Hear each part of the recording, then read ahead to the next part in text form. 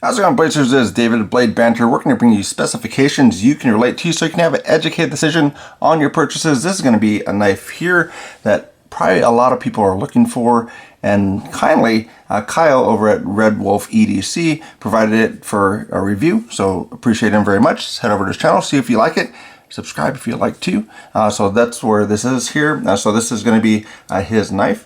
So that's going to be how it sits in your pockets if you have an idea as far as what that's going to be like. Titanium pocket clip for there. That's going to be a deep carry loop over for this one here. So this is the Three Rivers Manufacturing Shadow. So this is going to be their first into what they're calling the River-Lok. So that's going to be basically their take on it. Axis lock. Axis lock is expired. So any company, just like the frame lock, liner lock, button lock, most any lock out there is open source where any company can use it. It's not, they're not breaking anything. They're not doing something wrong with it. So that's going to be what the knife is for here. So there's got Three Rivers Manufacturing.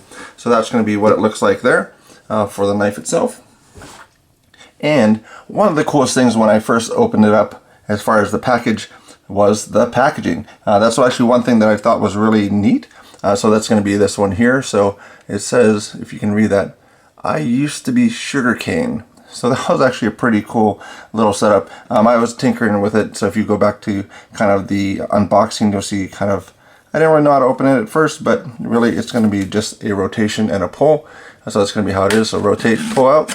So that's going to be how that works. It is something that is more so used for tools and everything, but that's going to be, you can lock it in different positions. So if they have a long knife or a fixed blade, that would fit into this same container with their logo on it. And it's kind of cool that it used to be sugarcane. They also have different options for the case to be actually like recycled plastics. So that's going to be what you'd use for that. But push down, I think that's really quite cool as far as that case goes. But we're going to go into the knife here. So there's going to be a lot of people that have already reviewed this. You're going to see it taken apart. Go to their videos if you want to do those things. I'm not going to be taking this apart because it's not my knife. But we're going to go through some of the things that right off that I was kind of like, I don't really like that too much of it. But really, I'm impressed with it. I like it a lot. But one of the things was for this pivot area, you might not be able to see it, but it has a, since it's contoured, it has like a three-step contouring. So it's basically got the flat area, the middle, and then the lower section. And that's where it makes that radius. I'd almost rather have that be a full radius instead of 3 parts, because it just kind of looks unfinished in my opinion. So that's where it is nice that it's kind of contoured with the scale, where it's not going to be sitting up or anything, but it just, I don't know, it just looks like it was not supposed to be like that. Because you kind of see like where it was changed, or that level was changed. So like how it looks, like the artistic nature of this pivot. Just for me, I just don't know about the 3 markings for that as far as getting that slope for it. That's one thing that I saw there. And then one other thing when operating it, when I'm actually using the knife right-handed or wherever you put the pocket clip, is going to be pretty good. But when you operate it the other hand, so when opening it up and closing it, there's nothing to really grab onto to kind of actuate the lock.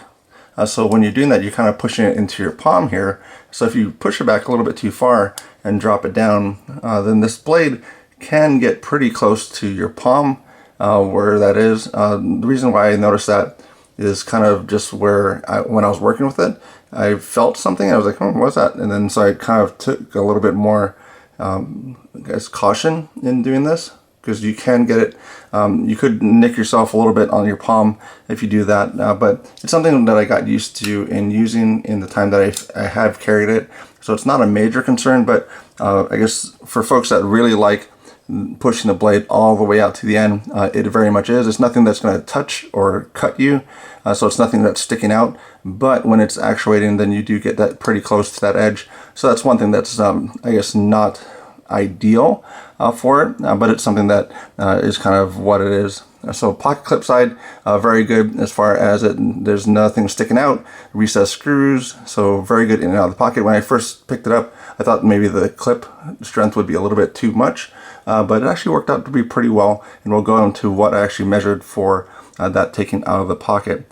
Front choil area is another place where I think they just should be rounded just a touch, just on these portions here. I might be the only one that had issue with it, but that's one thing that I did notice, as far as when going up and actually using that choil, it's just a little bit more of kind of a hot spot type of thing for that area. So just a touch. So if this was mine, I would probably just touch that up with some sandpaper or a Dremel tool, just to radius that corner on both sides. But that's really the ones that I kind of had not really concerned with, but something that kind of stuck out to me. And then also with OCD for EDC, he mentioned as far as the tooling marks.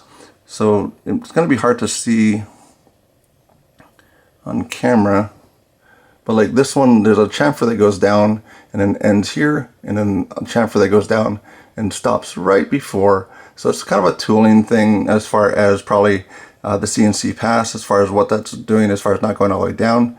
I'm not an expert on that, so I don't know if they could just round it out, go across the whole thing, but it's going to be done in probably two different parts, because there's going to be this side and that side.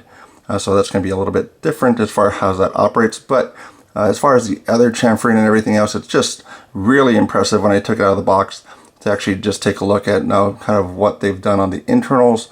It is a two-part or three-part for the actual bar itself. So it should be a hardened insert for that, or hardened bar, which will make action a lot better for the knife too. So also they're going to be doing, or possibly doing, some different ones here. So just like how Hinder does for the different type of clip spacers, that's going to be something that you can pick up for these. Possibly later on they're going to announce that as well. And then they did say that they came with extra springs, at least for this box. It is secondhand, or I don't know if it came directly from them, but it did not have this set of springs in the box. And then that was listed on the site as far as getting another set of springs, just if you probably did need to service it in the future. You already have them, take care of it, get it back on in your pocket. For weight wise on this knife, it's going to come out to about 3.8 ounces. So now for weight wise, if you have it laying around, I know there's a coin shortage, but that's going to be now right here. It's going to be 19 quarters. So get that in hand. You're going to know how much this knife actually weighs. Like a bug out's going to be like 1.9 ounces. So it's going to be quite a bit less. But you can always take a lighter knife and add some coins to it. So basically a quarter is going to be 0.2 ounces. A penny is going to be about 0.1 ounce. So you can kind of get that in hand, because it kind of feels different when you can actually feel that for yourself, which is kind of a nice thing about it. But really an iPhone weighs about 5.73 ounces. So 3.8 is going to be probably nothing for anybody as far as weight goes. This is going to be $279 if you can get it. Just like any of the Three Rivers manufacturing knives, it is hard to get. They do have their certain runs, so do they subscribe to their Instagram. They have their Facebook group that is really popular, and I heard very respectful as well, so that's really good. So this one also going to be having pull gauge. So to get the pull on this, I just put a little bit of basically dental floss, and then have a Lyman pull gauge. So to actually open this up, it's very light as far as the detent goes for it, but with a thumb stud, it's not too bad.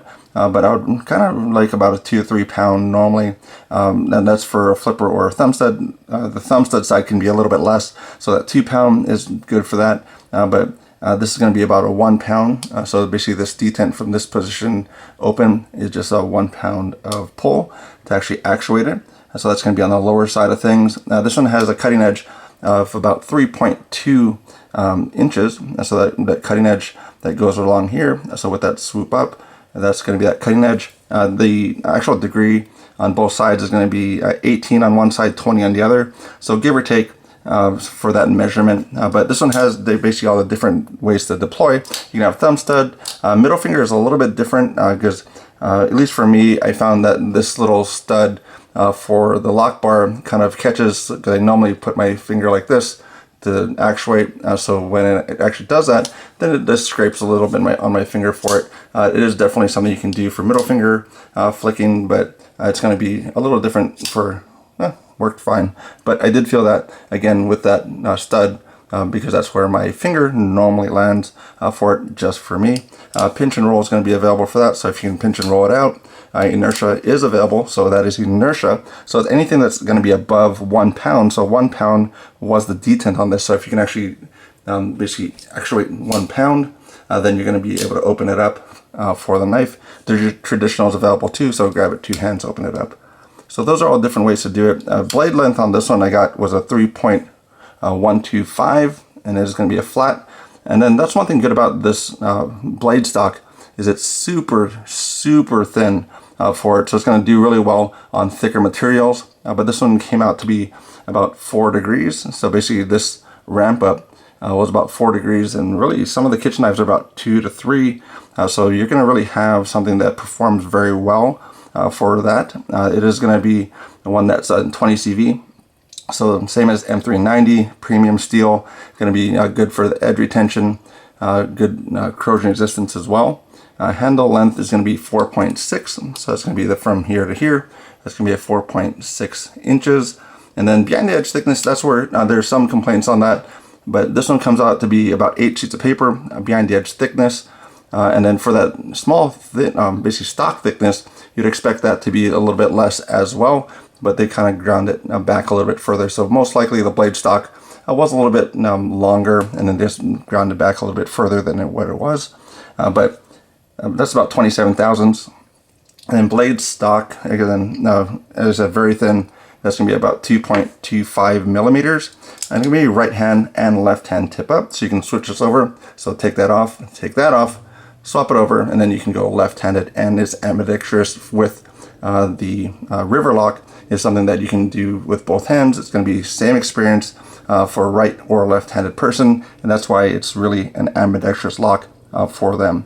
Out of pocket, so as I was talking about the pocket clip, when I first experienced it, I thought it was going to be a little bit too much pressure for it. It actually worked out really well for the way they have it set up. It's about 1 pound 10 ounces to get this out of the pocket, and that's going to be pretty good. So same thing as far as the D10, about 2 to 3 pounds. Feels pretty good for me as far as the retention on a pocket clip. So that's going to be what I feel on that. But really, it's a very well done knife. I have a few different Benchmades. So I have this one as far as a mini Griptilian. I picked up this one. I went to their custom shop for it, but this one has some play for it. A brand new knife has some play, so that's not really the best thing for it. Even the Perpetua. So this is from the Millet. This has some play in it as well. My mini grip doesn't have any play, but this one, as far as the Three Rivers, and this is a very solid lockup. So I think that's really great for the knife. I'm super impressed. So I think they did a very good job with it as far as that access for them. It's basically the River-Lok. So same type of locking mechanism that is out of patent. But we'll take a look at some other knives to get an idea as far as the sizing wise. And this one is going to be the Solaris. So we are going to be at Blade Show West. But this one has really similar, I think it was mentioned on another channel, but this is actually really similar to the Solaris. Somebody can tell me as far as which one came out first, but that's going to be the Solaris for it. It's going to be pair 3. And then we have the bug out.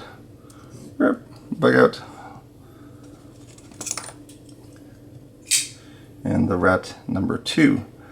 So when I pick this up, I would like to, that's where I did talk to Kyle about it. I may pick this up from him once it gets to the people that it's kind of listed for, but it's very nice if they can keep it up. There's certain things that I mentioned earlier as far as my preference on it. It might not be theirs, might not be anybody else's, but that is my preference for the things that I don't really care for as much for the knife. But overall, I would say definitely pick it up if you can. It would be a buy for me as far as buy, borrow, or avoid. But that is about all I have to say about that one today.